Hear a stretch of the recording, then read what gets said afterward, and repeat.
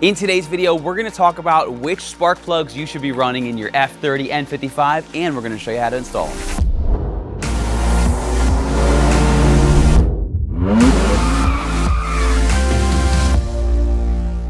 Hey, this is Brian. Thanks for watching Kies Motorsports. If you like our videos, give us a thumbs up, make sure to subscribe, and check us out at KiesMotorsports.com. One of the questions that we get every single day is, hey Brian, I have an N55 F30. What spark plugs do I run and what do I gap them to?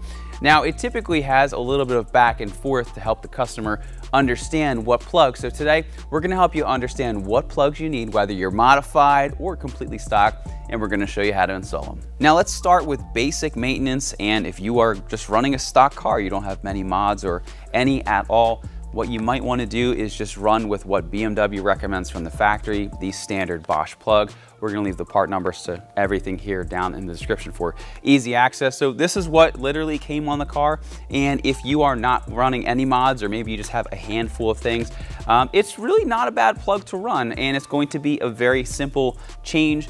This plug comes pre-gapped to 0.032, and it's pretty much ready to go. Now, it's always a good idea to use a feeler gauge and just double check that gap. But if you're stock, again, this is the way to go. Now, while we're talking about the Bosch plug, like I said, on stock applications, it's pretty good.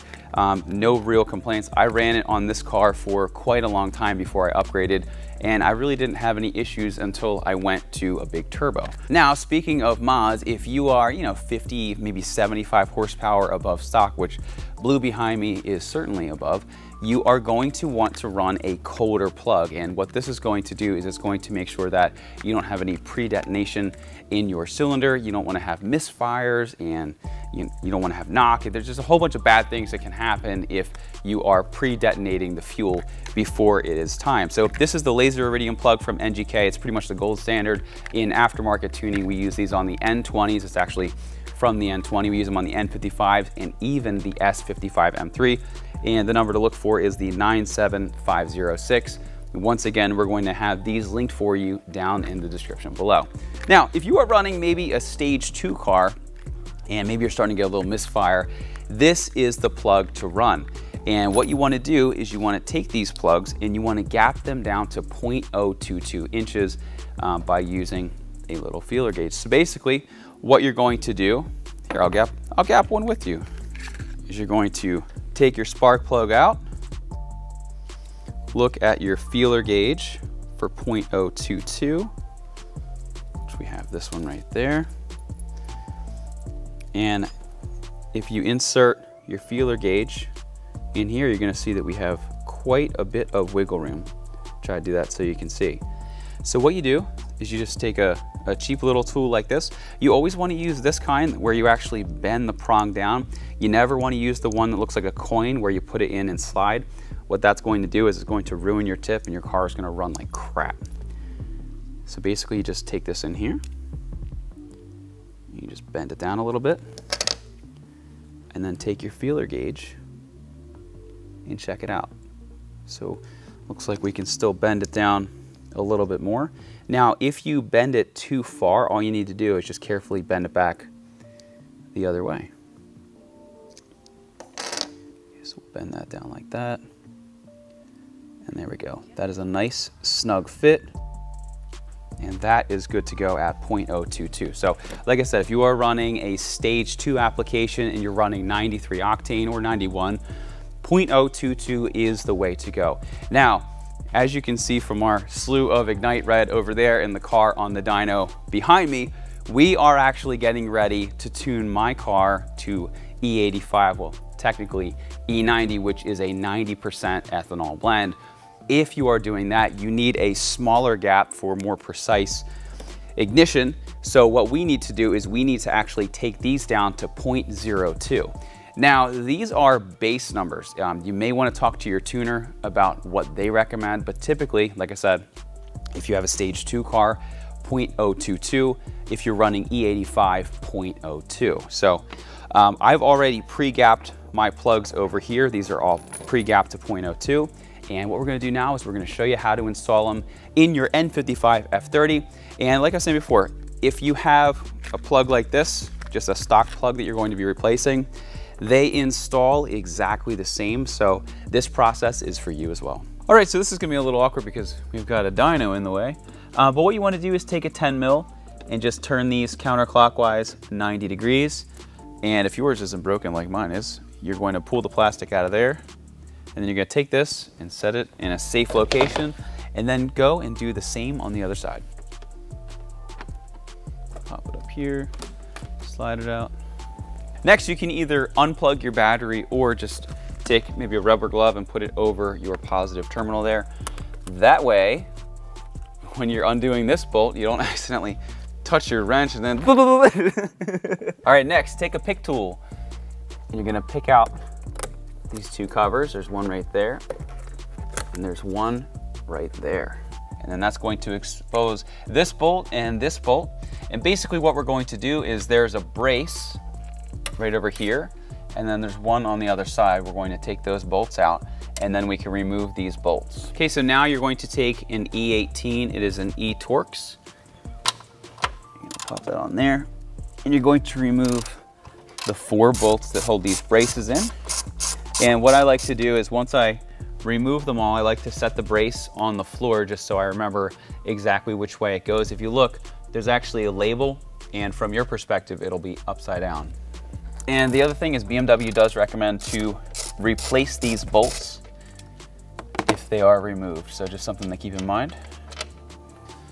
I'm just gonna set this up on the dyno, and then we're gonna do the same on the other side.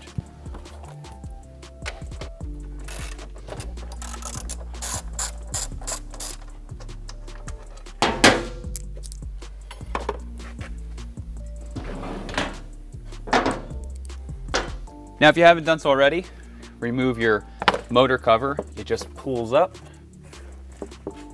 like so. If you look on the bottom, there's 4 grommets. There's 2 on this side and 2 on this side. Sometimes this one will get stuck over here on your intake manifold. If that happens, just pull it up and pop it back in place. I actually super glued mine in because I was tired of that happening. So, little tip for you. Your engine will most likely have some insulating foam. My foam has been off so many times. It was so shredded, I didn't put it back. So you may have that. If so, just gently pull it out at this time. Next, we're gonna move this piece of trim out of the way. So just pull this wire, and this will just pop off just like so. There's this little groove, and it snaps onto the plastic right there. Now, the next thing that we need to do is we need to remove this plastic cover.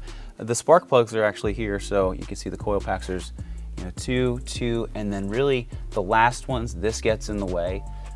I have done it in the past where I used all these little extensions. It's a pain in the butt, don't do it that way. It takes 5 minutes to get this off. But this is held in by a series of 10mm bolts. So you can see that there's 3 over here, and then over here, there's another 4, because I believe, yeah, this one over here. I don't know why they're so rusty, but at this time, you can remove these 10 mils.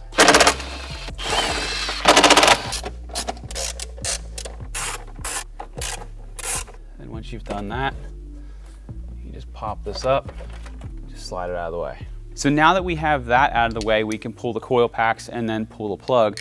Now with the plugs, if you haven't done them on your N55, or really most BMWs these days, especially F series, they use a very thin wall 14mm 12-point socket. So this is actually our tool that we have. It's super convenient, it has a built-in extension. And also it's extremely thin walled, so you're not gonna get it all bound up. And then you can also see that we have a ball joint in here so that it is as smooth as possible. If you use a normal swivel, sometimes it gets a little bit jammed up and it's a pain in the butt. So to remove the coil, and we're gonna have all those tools and everything linked for you down below. To remove the coil, you take this little plastic clip right here, you pull it up. As you pull it up, you're gonna see the clip automatically pop off. Then what you're gonna do, just slide that off, slide it out of the way. You just put your finger through here, pop it up, and that is all that's required. Okay, so we can set that to the side, then you can drop your spark plug socket in here, and then very carefully remove your plugs. I typically just break it loose and then just do it by hand. Okay, and then these are magnetic, so it's gonna stick to the plug, and then you can just pull it out like so. So then you can take your freshly gapped plugs, put them in here. It's a magnet so they won't fall out. Pop them in just very carefully. Start to twist until it catches. And then we're going to torque them down to 23 Newton meters. All right, and that's it. Then once you have it torqued, you're gonna drop your coil pack back in. Make sure you push it down all the way. Then take your connection, slide it in part way, and then this is going to automatically fall. It's gonna pull it in as you clip it down, and that's it. So then we're gonna move on to the next one and then do the rest.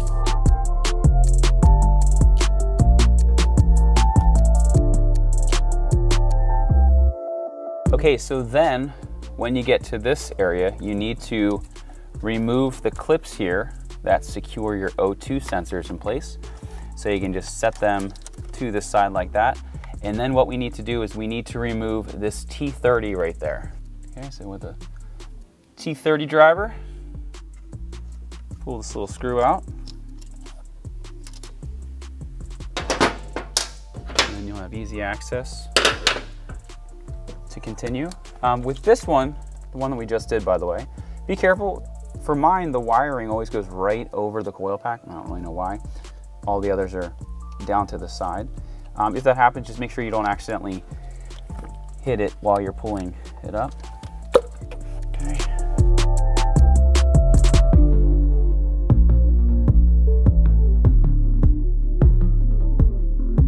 All right, so once you've done all of that, just put your bracket back, your O2 sensor wire harnesses, and then you're done. It is that simple. There's not even any programming that you have to do. It's not like oil change where you have to reset a light. There's no other programming at all. It's direct plug and play and super simple.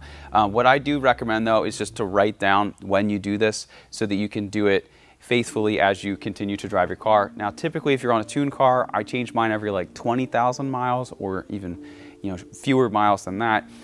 If you are just bone stock, 40,000, 50,000 is typically what people do.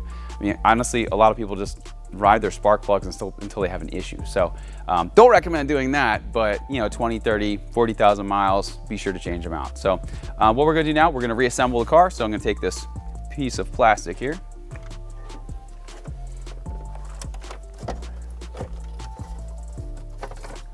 All right, and then you can reinstall all of these 10 mils. Just snug them up. You don't have to go crazy tight.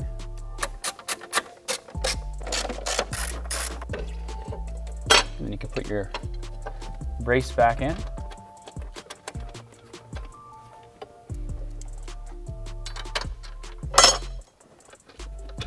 All right, so now what you're going to do, you're going to tighten these down to 56 Newton meters, and then you are going to stretch the bolt a little bit. You're going to twist it an additional 90 degrees. Okay, so we start here. We'll go down to there. And then rinse and repeat. Then you're gonna take this piece of foam, clips on like so. Make sure you tuck it in nice. And then just take this line and just feed it in. Then you can replace your foam or not. And then just put your motor cover back on, just line it up. What I like to do, line it up with your cap here, and then everything will just pop right back on. We can remove our glove. Take this, the middle piece right there, slides in under that plastic.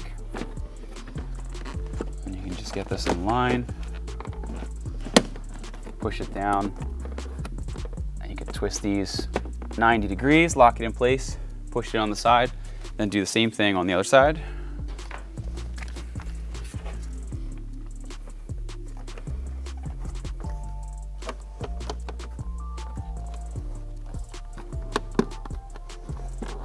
And we can take our caps up top. Be careful not to push them in too far, because I've accidentally pushed them in all the way, and they're a little bit of a pain to get back out. All right, once you've done that, everything is 100% done. There's no other programming or resetting or anything that you need to do. You're just done, and you can just successfully drive your car again. So once again, my name is Brian, that's Zach behind the camera. Thanks for watching Kies Motorsports. If you like our videos, give us a thumbs up, make sure to subscribe, and check us out at KiesMotorsports.com. And for all the links to parts and tools, be sure to see the descriptions, and we'll see you in the next video.